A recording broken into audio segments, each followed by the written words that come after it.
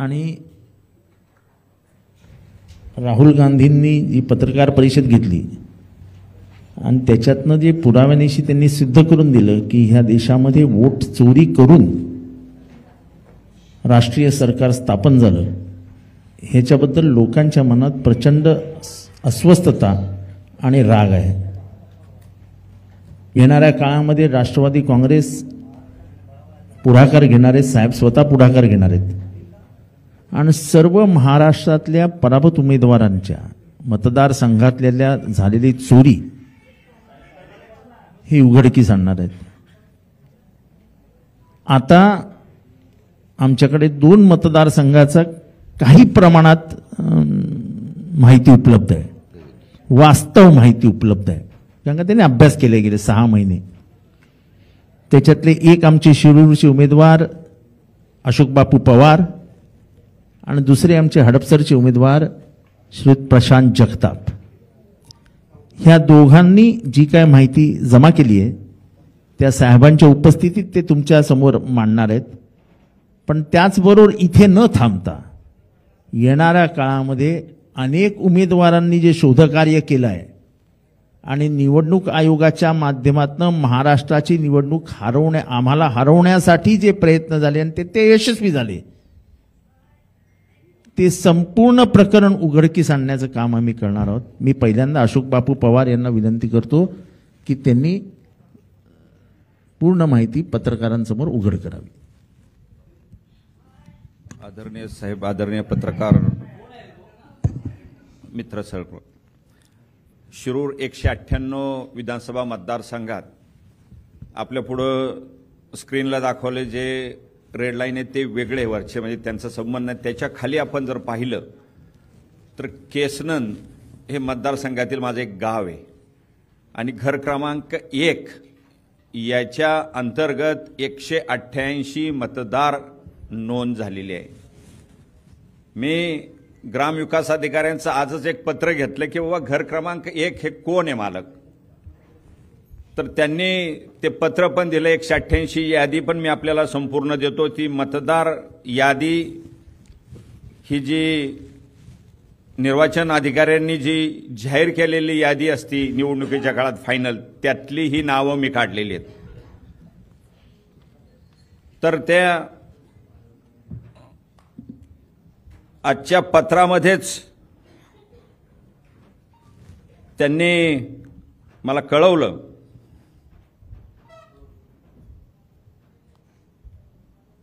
मी मिळकत क्रमांक 1 बाबत विचारणा केली होती. मी एका कार्यकर्त्याला पाठवलं. वरील संदर्भीय विषयास अनुसरून आपणास कळवण्यास येते की सध्याचा नमुना नंबर 8 सन 2023 ते 27च्या रजिस्टरची पाहणी केली असता त्यामध्ये मिळकत क्रमांक 1 आढळून येत नाही. नमुना नंबर 8चा शोध घेतला असता सन 2015 ते 2019 सालच्या रजिस्टरमध्ये मासिक सभा दिनांक 24/3/2015चा ठराव क्रमांक 142 15 अन्वये सदर नोंद कमी केल्याची दिसून येत आहे. म्हणजे नोंद 2015ची कमी झालेली आहे, सगळं झालेलं आहे. मग एक घर क्रमांक 1 हा कुणी दिला आणि 188 मतदार कुणी नोंदले आणि त्याच्यामध्ये सर्व जाती धर्माचे, म्हणजे आनंद आहे, मुस्लिम पण आहे, हिंदू पण आहेत, सगळी वेगवेगळ्या आडनावाची माणसं आपण पाहताल त्या 188 मध्ये दिसून येतात. तेवढंच. हा एकच पुढचं. आणि तुमच्याकडे एकूण पत्र दाखवा ना, पत्र टाकले ना आत्ताच. 5 वर्षात किती मतदान होतं ते पण सांगतो आकडेवारी.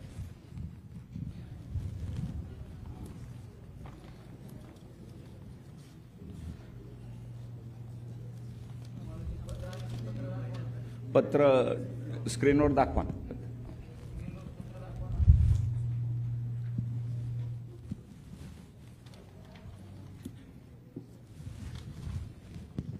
तोपर्यंत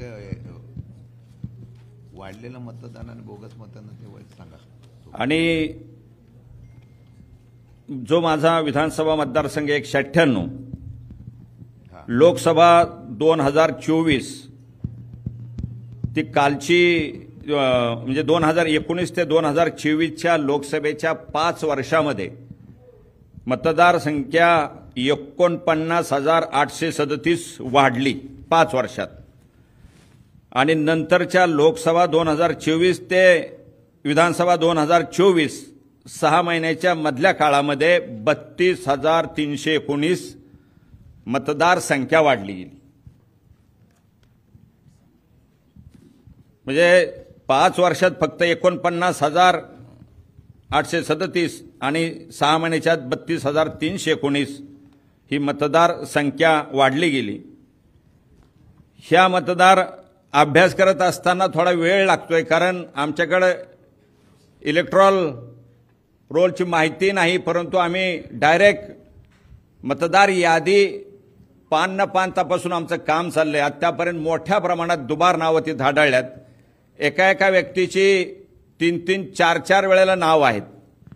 आणि दुसरं, शेजारचे जे तालुके आहेत माझ्या, उदाहरणार्थ दौंड तालुका, शिरूर विधानसभा मतदारसंघ हा हवेली आणि शिरूर मिळून झालेला आहे.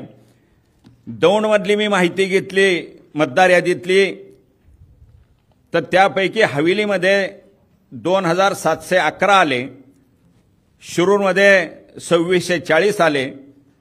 आंबेगावमधून जे ट्रान्सफर झालेत माझ्याकडे ते हवेलीत 1,413 आणि शिरूरमध्ये 1,987. पारनेरमधून जे ट्रान्सफर झालेत माझ्या मतदारसंघात ते हवेलीमध्ये 1,715 आणि शिरूरमध्ये 2,551. वडगाव शेरीमधून हवेलीमध्ये 2,272 आणि शिरूरमध्ये 2,173. असे मिळून हे 4च मतदारसंघ तपासलेत मी, तर 17,442 नावं ह्या मतदारसंघातून माझ्याकडे आले. आणि याची भक्कम माहिती माझ्याकडे की मतदार यांची नावं इकडं पण आहे आणि तिकडं पण आहे.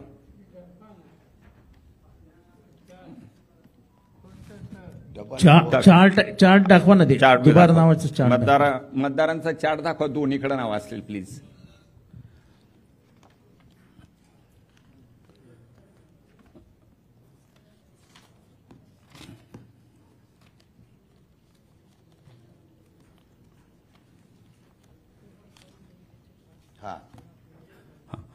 आता जर आपण पाहिलं, आता दाखवलं तो चार दाखव, त्याच्या मागचा हे महत्वाचं आहे. हे महत्वाचं. हे 1 मिनिट थांबा. त्या आमदाराच्या बायकोचं डबल कार्ड दाखवा. हे दोन्हीकडे पण नाव आहेत पहा. फोटो कधीतरी तरुणपणा आणि त्याच्या खालची आपण खालचा जो दाखवलाय आहिरे आमदारांचं वरचं खाली वरती जरा 1 मिनिट खाली घ्या ना. कटके दाखवा. कटके खाली घ्या. मनीषा ज्ञानेश्वर कटके बघा. वर वर वरचं 1 नंबरच आहे ते आपण जे दाखवलेत आता. हा, थोडे खाली घ्या. हे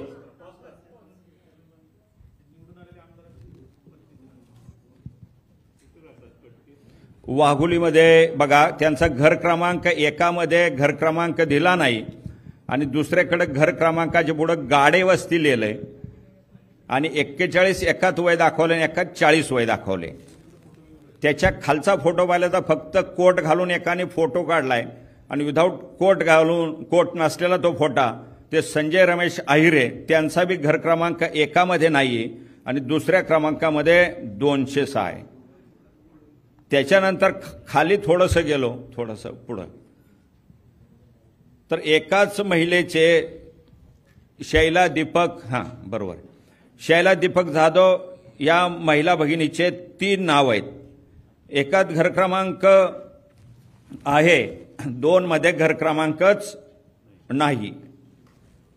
अशी अनेक दुबार नावं या मतदारसंघात, दुबार, तिबार, चौपट, 5 अशी अनेक नावं ह्या मतदारसंघात आहे.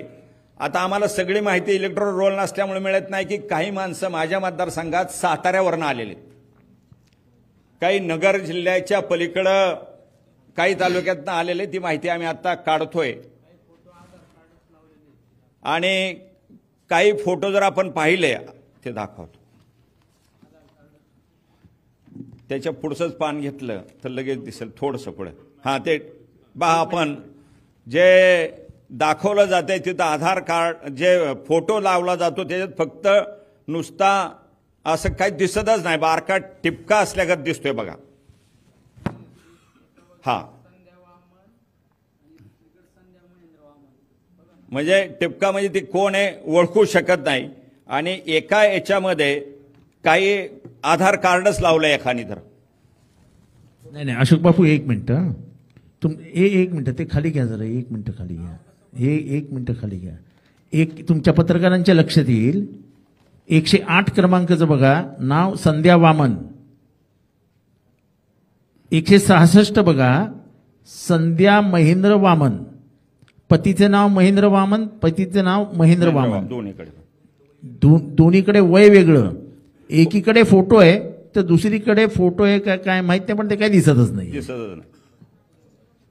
नंतर उषा राजेश राठोड, हे बघा परत पतीचं नाव राजेश राठोड, घर क्रमांक एकीकडे नाही एकीकडे आहे, वय वेगवेगळं आहे. म्हणजे पती एकच आहेत, फोटो वेगवेगळे आहेत. घ्या वरती घ्या.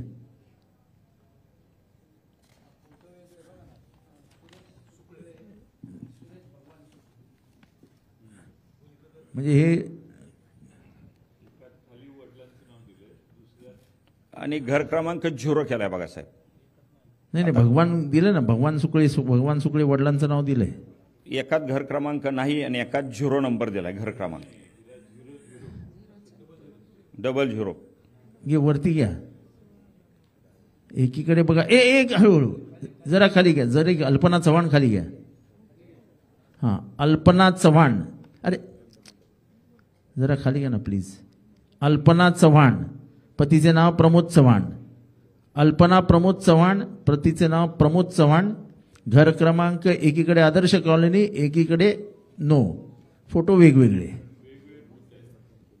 वेगवेगळे बूथ आहेत. म्हणजे मतदान करायला सोपं. हा बरोबर, म्हणजे मतदान करायला सोपं. इथे मतदान करून गेलं, शाई काढली, बाजूला गेलं, मतदान केलं, काम संपलं. म्हणजे निवडणूक प्रक्रिया ह्याचा हास्य विनोद करून टाकलाय. रंजना सूर्यवंशी, रंजना गोरख सूर्यवंशी, पतीचे नाव गोरख सूर्यवंशी, दुसरीकडे पण पतीचं नाव गोरख सूर्यवंशी. एकीकडे घर क्रमांक आवळवाडी आणि दुसरीकडे 274/15. वय वेगळं. वा म्हणजे असं असे कमीत कमी किती 27,000 नाव पुढे आता शोधलेत आम्ही फक्त 27. अजून आता चाललंय. आता हे काही दिवस लागतील आम्हाला, हे साधारण 15 दिवस लागतील पुढचं वर्ष शोधायला, कारण पान पाहावं लागतंय. पण ते फक्त मतदारसंघापुरते मिळतील, कारण राज्यात जी नाव दुसरीकडे काय हे पाहायचं असेल तर त्या इलेक्ट्रॉल रोल शिवाय पाहता येणं अवघड आहे, कारण राज्याचं तपासणार कसं. आणि ह्या सगळ्या चोऱ्या लपवण्यासाठी ह्या चोऱ्या उघड्या पडतील कशा, तर तिथे एक 17A नावाचा फॉर्म असतो. 17A कोणी मतदान केलं हे सगळं त्याच्यावर नोंद असतं. विधानसभेचं आपलं मतदान झाल्या कायदा आला की 17A नावाची माहिती तुम्ही कोणाला द्यायचीच नाही, ती लॉक अँड की मध्ये टाकून दिली बाजूला. 17A माहिती मागितली आम्ही, आतापर्यंत तर काय मिळालं नाही आम्हाला. दुसरी ह्याच्यातली महत्वाची गोष्ट,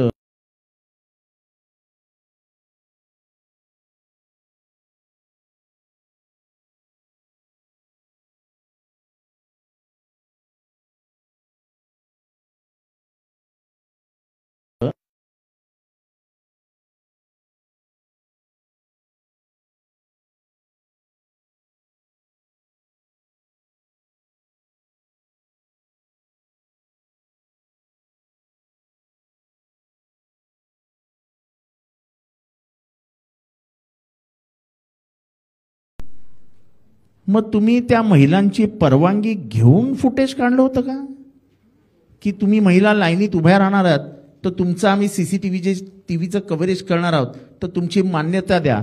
अशी मान्यता कुठे, तुम्ही भगिनी आहात, वोटिंग केलेलं असेल, तुम्ही भगिनींनी मान्यता काय दिलेली का इलेक्शन कमिशनला? का इलेक्शन कमिशन इतकं परवर्ट आहे, इतकं मानसिक संतुलन त्यांचं ढळलेलं आहे की त्यांना महिलांना बघायचं होतं आणि फक्त त्यांनाच बघायचंय, बाकीच्या कोणालाही बघू द्यायचं नाही, असं काय आहे का? ह्याच्यातली सगळी गुप्त माहिती लपवण्याचं काम ते करतात आणि म्हणूनच त्याला वोट चोरी म्हटली जाते. आता प्रशांत जगताप हडपसरचं सांगतील. आदरणीय पवारसाहेब, माझा हडपसर विधानसभा मतदारसंघ आहे, ज्याच्यामध्ये लोकसभेचं जे मतदान मे 2024ला झालं आणि 2024च्या जूनमध्ये निकाल लागला. त्याच्यामध्ये आमच्याकडे डॉक्टर अमोल कोल्हे साहेब हे शिरूर लोकसभा मतदारसंघाचे खासदार म्हणून निवडून आले. माझ्या मतदारसंघामध्ये त्यांना 15,500चं लीड होतं.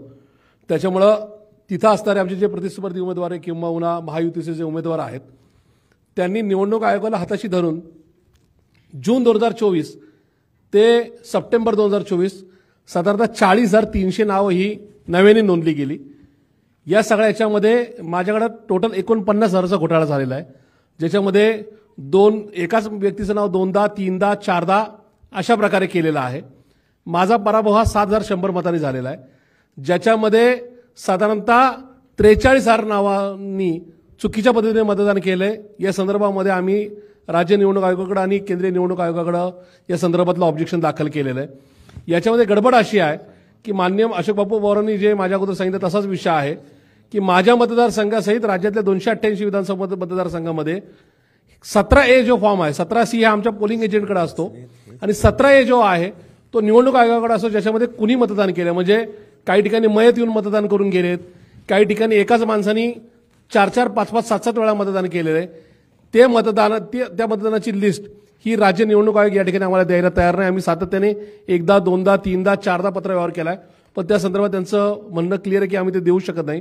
त्याही पलीकडे विषय असा आहे की राज्य निवडणूक आयोगाला आणि आमच्या स्थानिक कलेक्टरला आम्ही ही मागणी करतोय की लोकसभेच्या 3 महिने अगोदर कुठल्या मतदारांची नावं नोंदली गेली, लोकसभा ते विधानसभा कुठल्या नवीन मतदारांची नावं नोंदली गेली आणि लोकसभेनंतर म्हणजे विधानसभेनंतर काही नावं ऍड झाली किंवा डिलीट झाली ही यादी द्या, त्यांच्या संदर्भातले पुरावे द्या. तर त्या ठिकाणी जिल्हा निवडणूक अधिकारी आणि कलेक्टर ऑफिस असं सांगतंय की आम्ही तुम्हाला फक्त आकडा देऊ, कुठली नावं इन झाली आणि कुठली नावं आऊट झाली हे करता येणार नाही. जसं माझ्या मतदारसंघामध्ये हडपसर विधानसभा मतदारसंघामध्ये शेवटच्या 9 दिवसामध्ये भोसरी विधानसभा मतदारसंघाची नावं आली आणि माझी नावं ही भोसरी म्हणजे त्याच्यामध्ये ती आयडेंटिफाय केली की हे मतदान महाविकास आघाडीला जाईल, त्यामुळे ती नावं भोसरी मतदारसंघात शिफ्ट करण्यात आली. हा एवढा मोठा घोटाळा आहे. या ठिकाणी आम्ही राज्य निवडणूक आयोगाकडे, केंद्रीय निवडणूक आयोगाकडे आणि मान्य उच्च न्यायालयामध्ये जी आमची प्रतिस्पर्धी उमेदवारांवर केस चालू आहे त्याच्यामध्ये शपथपत्रावर देत आहोत ही 49,000 नावं ही घोटाळ्याने आतमध्ये आली.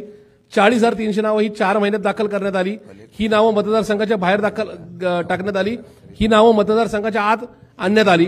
माझ्या प्रतिस्पर्धी उमेदवारांनी ज्या एजन्सीज हायर केल्या त्या 2 एजन्सीची नावं मी शपथपत्रावर ॲफिडेव्हिटमध्ये मान्य उच्च न्यायालयामध्ये ठेवत आहेत. त्यांचं झालेलं ट्रान्झॅक्शन कुठल्या अकाउंटवरून संबंधित कंपनीला पैसे देण्यात आलेले आहेत ती नावं सुद्धा आम्ही मान्य उच्च न्यायालय आणि निवडणूक आयोगाकडे देणार आहोत. ही लढाई सोपी नाही, पण याच्यामध्ये आम्ही आदरणीय पवारसाहेबांच्या नेतृत्वाखाली ही लढाई जिंकू याचा विश्वास माझ्यासारख्या कार्यकर्त्याला आहे. आणि आज राज्य निवडणूक आयोगाच्या कृपेने किंवा केंद्रीय निवडणूक आयोगाच्या कृपेने या महायुती सरकारमधली मंडळी काही एजन्सीज या ठिकाणी राज्यामध्ये हायर करून साधारणतः 12,000ला एक मतदान विकत घेतात. त्याच्यामध्ये मतदार हे बोगस नोंदवले जातात. त्या मतदारांना मतदानाच्या दिवशी गाडीत खाण्यापिण्यासहित आणलं जातं आणि मतदान केलं जातं. त्याच्यामुळे चुकीच्या पद्धतीने महाराष्ट्राची निवडणूक ही नोव्हेंबर 2024ला जिंकण्यात आली. अशा प्रकारचा आमचा थेट आरोप आहे. त्यानंतर आदरणीय साहेबांच्या नेतृत्वाखाली आम्ही राज्य निवडणूक आयोग, केंद्रीय निवडणूक आयोग, त्याचबरोबर मान्य उच्च न्यायालय आणि मान्य सर्वोच्च न्यायालयामध्ये या संदर्भामध्ये निश्चित लढाई करणार आहोत. एवढं या ठिकाणी थांबतो. धन्यवाद. आता खडकवासलाचे आमचे उमेदवार हे ईव्हीएमच्या बाबतीत काय घोटाळा कसा होतो याची माहिती दिली. अतिशय अभ्यास करून आणि हे परत पत्रकारांना सांगतो 15 दिवसानंतर सगळ्या महाराष्ट्रातल्या चोऱ्या आम्ही उघड करणार आहोत. नमस्कार आदरणीय साहेब.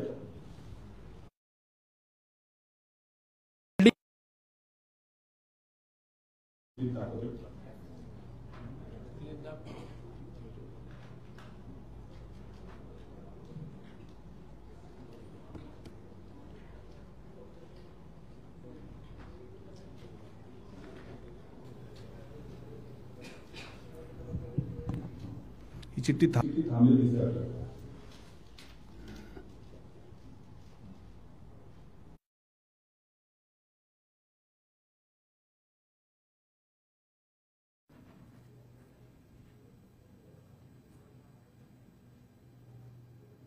की अशी चिठ्ठी येणं अपेक्षित आहे.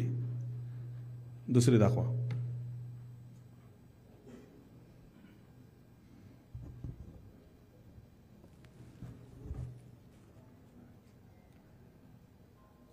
तुम्ही बघत असाल की एका क्लिपमध्ये चिठ्ठी येताना व्यवस्थित दिसते आणि दुसऱ्या क्लिपमध्ये तुम्हाला चिठ्ठी फक्त थांबलेली आहे, फक्त लाईट लागते. त्यांनी मशिनीमध्ये असं मॅनिप्युलेट केले की जो पहिला वोटर्स येतो त्यांनी समजा तुतारी चिन्ह दाबलं तर ते तुतारी चिन्ह व्यवस्थित येते दिसते, परंतु सलग दुसरा जो मतदार येतो तर तो सलग जर दुसरा मतदार आला तर त्यांनी जर तुतारी बटन दाबलं तर त्याला पहिल्यानी दाबलेली तुतारी तीच दिसते आणि त्याला समाधान वाटतं की बाबा आपलं मतदान झालंय आणि तो पुढे निघून जातो. तो पुढे निघून गेल्यानंतर त्या इलेक्ट्रॉनिक व्हीव्हीपॅडला सेन्सर आहे आणि तुम्ही जर बघितलं असेल तर पूर्वी ज्या वेळेला पहिल्या बॉक्स वापरले गेले होते ते ट्रान्सपरन्स होते, पण आता गोगल कास्ट लावले झालेली त्याच्यामुळे आतलं काही दिसत नाही लाईट लागल्याशिवाय. आता ती एक दुसरी क्लिप दाखवा कटची, ते माणूस बोलतोय त्याचे.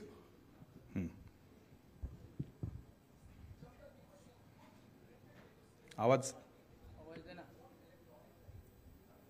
नहीं होता जब तक कि मशीन खुद प्रिंटेड पेपर स्लिप को काटती नहीं है, वोट इलेक्ट्रॉनिक तरीके से सीयू में रिकॉर्ड नहीं होता. याचा अर्थ असा झाला की जोपर्यंत ती चिठ्ठी आपली होल्ड आहे तोवर ते मशीनला कमांड देत नाहीये आणि जो ज्या वेळेला कटिंग होती ती तुमच्या डोळ्यासमोर दिसत नाही आणि त्यांनी फक्त बाकीच्यांच्या सगळ्यांचे कट होतात. ज्यांचं मत त्यांना घ्यायचंय जो 2 नंबरचा जो कॅन्डिडेट आहे विरोधी पार्टीचा, तर त्याला जर सलग 2 जणांनी मतदान केलं तर त्यातलं एक मत हे ती लोक चोरतात. ते मशिनीमध्ये कसं चोरलं जातं त्याचं तुम्हाला हे प्रात्यक्षिक दाखवण्यात आलं. धन्यवाद. आता साहेब आपल्याला संबोधित करतील.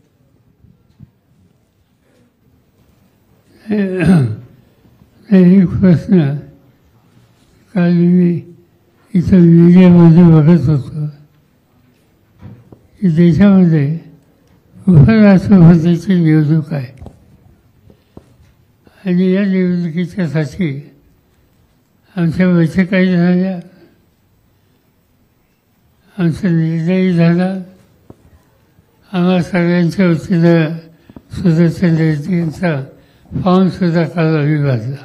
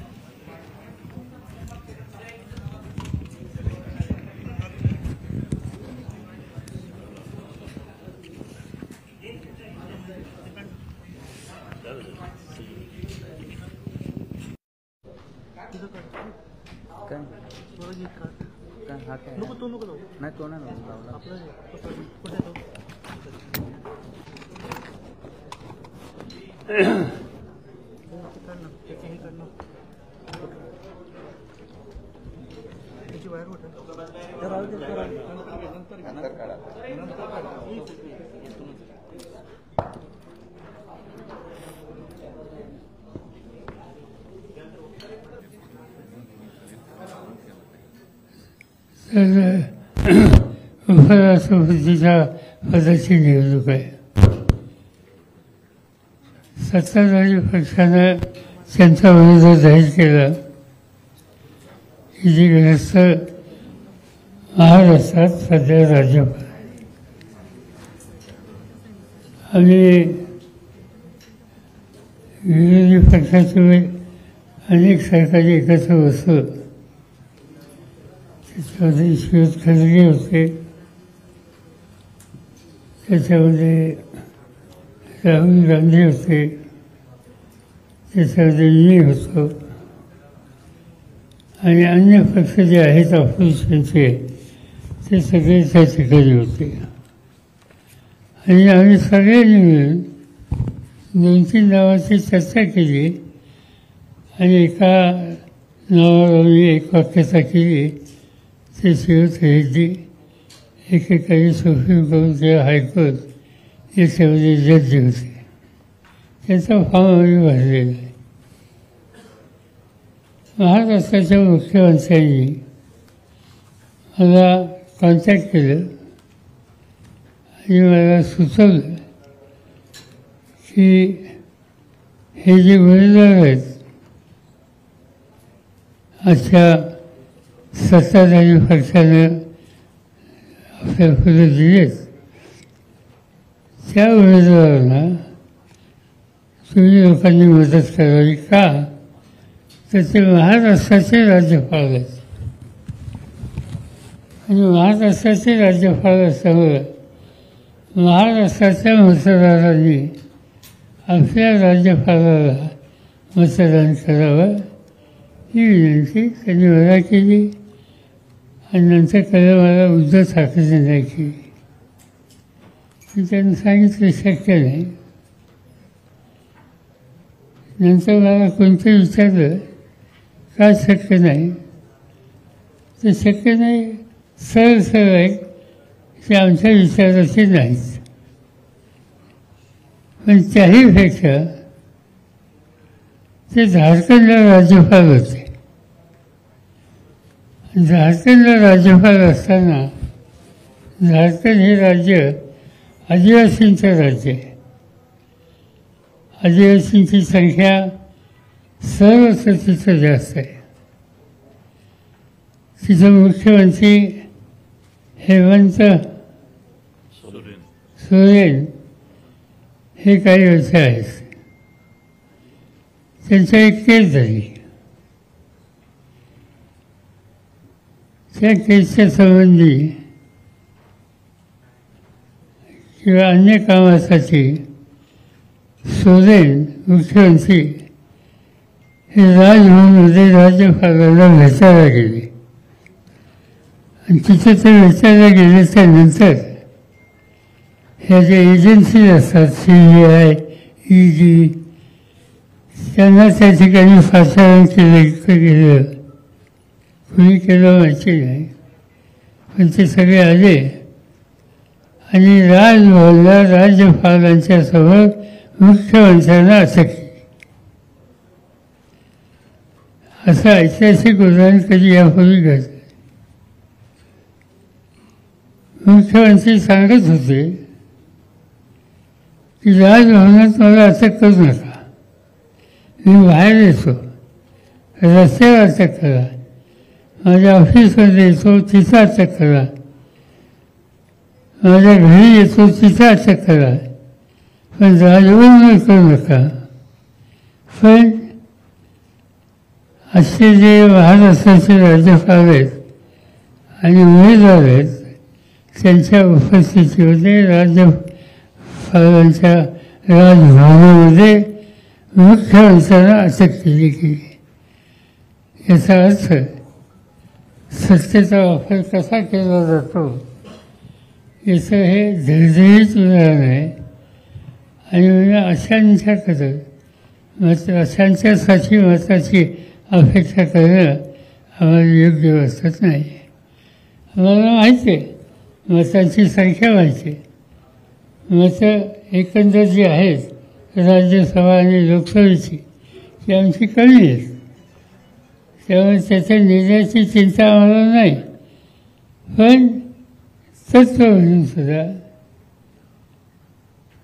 उद्धव म्हणजे राज्याच्या मुख्यमंत्र्यांची जी विनंती होती ती स्वीकारणं शक्य नाही आणि त्याची कार्यवाहीसुद्धा मी आपल्याला सांगितलेली आहे. ठीक आहे. आपसे मुख्यमंत्री साहब ने कॉन्टैक्ट किया. आज भी उन्होंने प्रेस कॉन्फ्रेंस में कहा कि महाराष्ट्र के राज्यपाल सीपी राधाकृष्णन और उनको वोट करना चाहिए एनसीपी शरद पवार को. आपको फोन किया था और उन्होंने कहा कि आपसे रिक्वेस्ट की. ये तो मैंने कहा शुरू है ना कि भाई मुझे देवेंद्र फडणवीस का टेलीफोन आया था और उन्होंने रिक्वेस्ट की कि जो उनका कैंडिडेट है वो यहाँ के राज्यपाल है और महाराष्ट्र का राज्यपाल होने के बाद हम सब लोगों को उन्हें मदद करनी चाहिए. वो करिए कि जिसका स्वीकार करना हमें पॉसिबल नहीं था.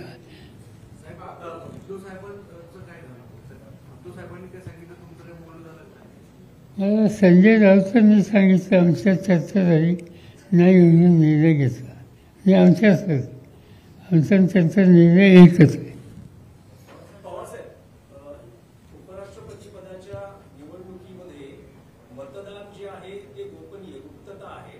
तर अशा वेळेस एनडीएकडे आवश्यक संख्याबळ आहे, तरी तुम्हाला असं वाटतं का की गुप्त मतदान असल्यामुळे तुमच्या उमेदवारांचे विजयाचे किती नाही, असं आहे की मतांची संख्या जर बघितली राज्यसभा लोकसभा तर ती आमच्यापेक्षा त्यांची जास्त आहे.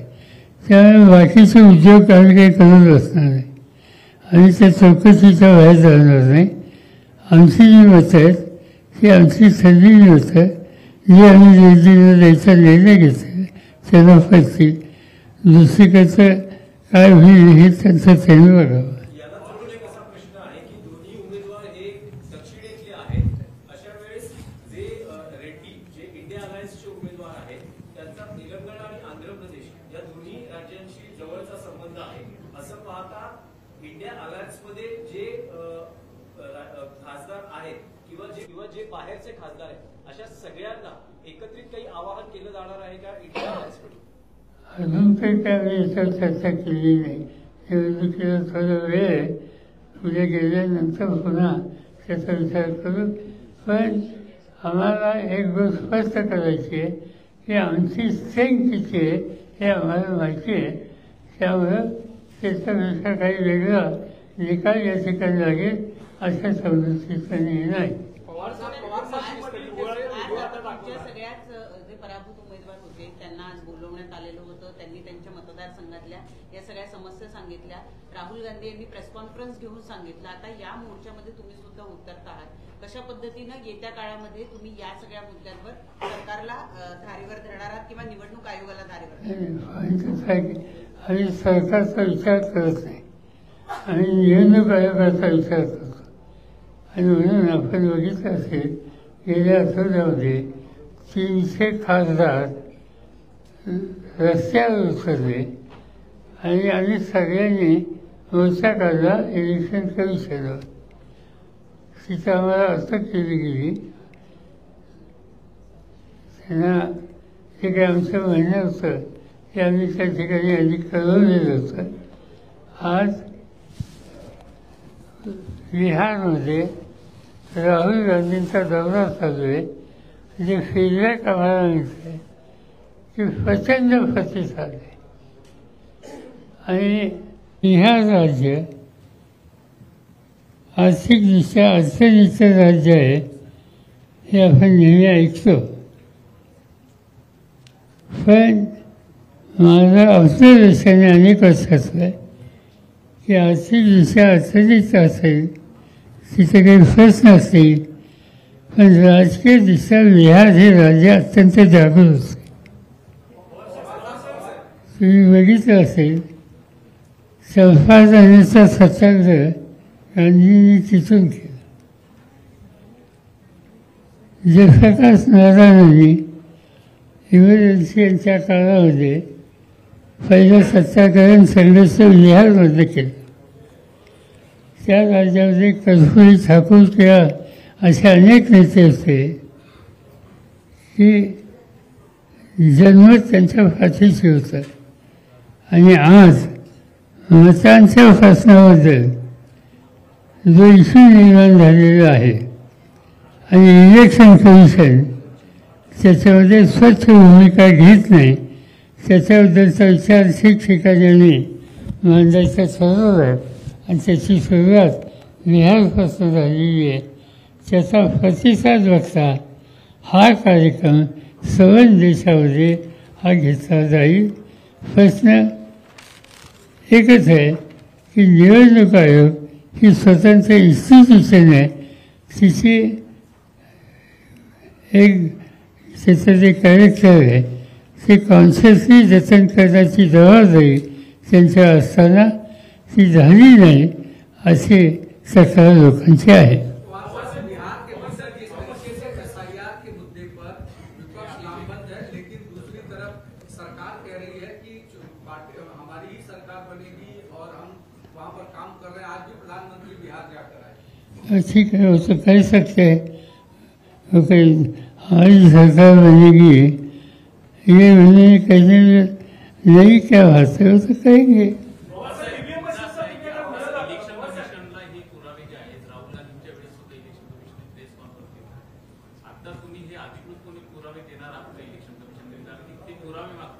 आम्ही आणखी सखोल अभ्यास करतो तिथं, आम्हाला 2-3 आठवडे अजून लागतील, त्यानंतर आम्ही इलेक्शन कमिशनला भेटू. आमची काही फारशी अपेक्षा नाही, कारण इलेक्शन कमिशनला राहुल गांधी यांनी सगळे इश्यू मांडल्यानंतर जी प्रतिक्रिया त्यांनी दिली, ती प्रतिक्रिया बघितल्याच्यानंतर त्यांच्याकडून इथं काही वेगळं सहानुभूती किंवा योग्य निर्णय होईल असं दिसत नाही. ते जे पुन्हा पुन्हा सांगतात शस्त्र द्या, कशासाठी? राहुल गांधींनी स्वच्छ सांगितलं की भारताच्या सभासद म्हणून ही शपथ घेतलेली आहे, आणखी याची काही वेगळी आवश्यकता नाही. प्रेझेंटेशनमध्ये अनेक घर क्रमांक जो आहे तो 0 दाखवण्यात आला, घर क्रमांक 0 दाखवण्यात आला. त्याच्यावर निवडणूक आयोगाने सांगितलं होतं की ज्यांना घरं नाही आहेत त्यांची घर क्रमांक 0 आहे. त्याचबरोबर विधानसभेच्या निवडणुकीनंतर बीडमध्ये असे अनेक व्हिडिओ व्हायरल झाले होते बीडमधून, जिथे पोलिंग बूथवरती काही वोटर्सना येऊ पण देत नव्हते.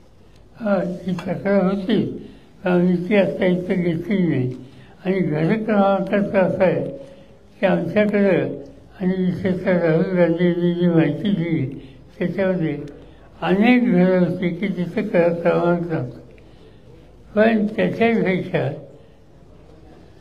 झोपडपट्टीमध्ये घर आहे, एक व्यक्ती त्या ठिकाणी असते आणि तिथे 140 लोकांनी मतदान त्या घराच्या नावावर केलेले आहे की तिथे एक व्यक्ती असते. त्यामुळे या सगळ्याच्या खोलात आम्ही जाणार आहोत. एक याला जोडूनच एक माहिती सांगतो. माझ्याकडे एक मतदारसंघ आहे, त्यामध्ये 0 हाऊस नंबर आहे, डॅश हाऊस नंबर आहे, शेकडो नावं, शेकडो घर आहेत त्याच्यात. उद्गारवाचक चिन्ह आहे, डॉट आहे, ब्लँक हाऊस नंबर आहेत, असे 30-40 हजार घर आहेत. आणि त्यामुळं एका घरात 188 नावं, 200 नावं.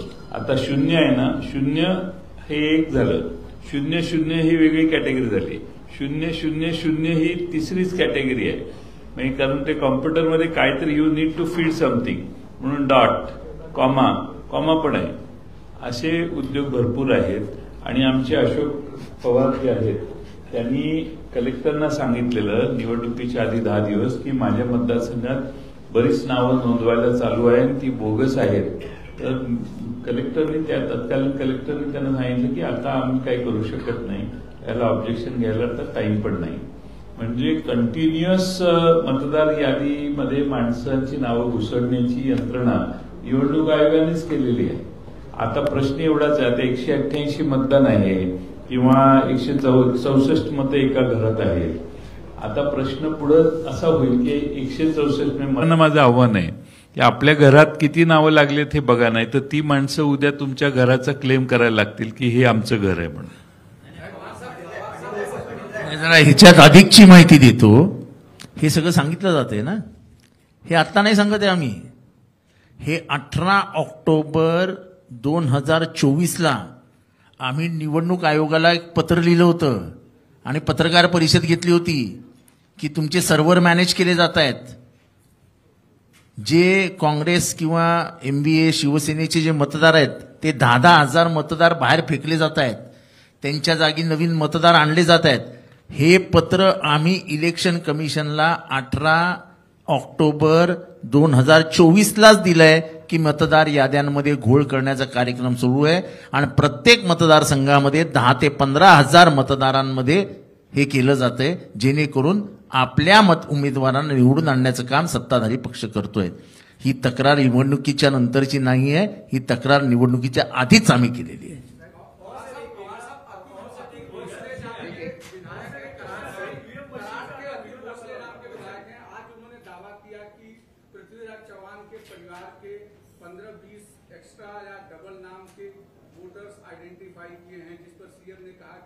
अब विपक्ष को इसका जवाब देना चाहिए। ठीक है, देखेंगे। फंजावीस ये तो कोई लेने देने फंजावीस हो सके। हम 150 बात या 88 बात और 15 बात इसमें फर्क है। ये अच्छी बात है कि देवेंद्र फडणवीस भी मान गए कि वोटर लिस्ट में धांधली होती है, और यही हम चाहते हैं। और हम कहते हैं उनको, अगर ये ऑब्जेक्शन होगा तो उन्होंने भी हमारी ये जो प्रयास जो चालू है उसमें जुड़ जाना चाहिए, और इलेक्शन कमीशन को लाइन पे लाने की जरूरत जो है उसमें सहभाग होना चाहिए। Last question.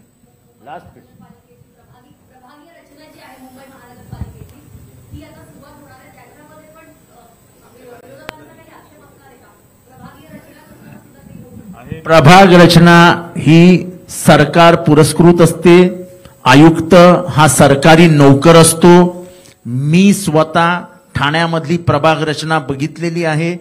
2017 साली केलेली प्रभाग रचना ही नेत्यांच्या घरात बसून आयुक्तांनी केलेली आहे। त्याच्यामुळे प्रभाग रचना ही स्वतंत्र पद्धतीने करण्याचं काम निवडणूक आयोगाने करावं असं 4 महिने अगोदर त्यांना मी पत्र दिलेलं आहे। कुठलीही प्रभाग रचना ही स्वतंत्ररित्या केली जात नाही, त्याच्यावर प्रचंड सरकारचा दबाव असतो असा आमचा आरोप नाही, तर ते मी पुराव्यानिशी सिद्ध करून देईन। चला, थँक्यू व्हेरी मच। थँक्यू।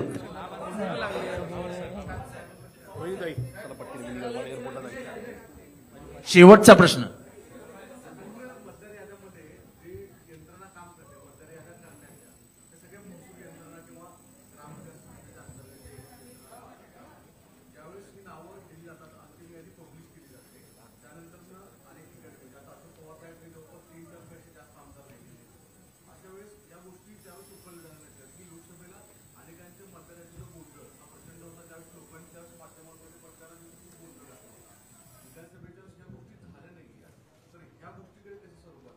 नाही, यामध्ये तुम्हाला मी माझं उदाहरण देतो। आम्ही ऑब्जेक्शन घेतलं, जिल्हाधिकाऱ्यांनी सांगितलं पण होतं की ही नावं जी आहेत ती ऍड करा, ही नावं कमी करा, तरी सुद्धा ती नावं घेतली गेलेली आहेत। हे सत्य आहे। त्यामुळे हे जे आहे तुम्ही सांगताय तसं काही नाही। त्यांनी ती मतदारामधली नावं ठेवली, वाढवली, हे सत्य आता बाहेर येत आहे आणि त्यातूनच निवडणुका जिंकलेल्या आहेत। आणि तुळजापूरला निवडणूक अधिकारी हुळंबे नावाचे, मी नाव देईन, माझ्या ट्विटरवर आहे, यांनी पोलिसात तक्रार केली आहे की माझ्यावर दबाव टाकला जातोय 10,000 खोटी नावं टाकण्याची। त्यांच्याकडे ऍड्रेस नाही, त्यांच्याकडे कार्ड नाही, पण माझ्यावर दबाव टाकलाय आणि तसा FIR आहे तुळजापूरला।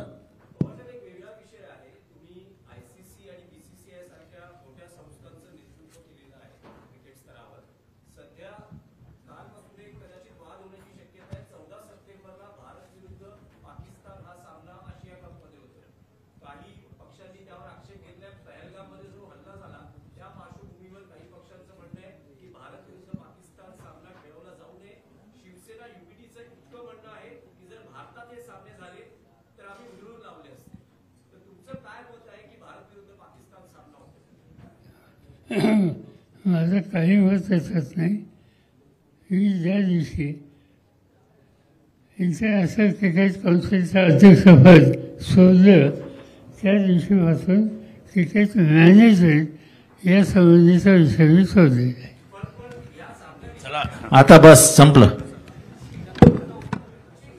फोन करतो मी तुम्हाला।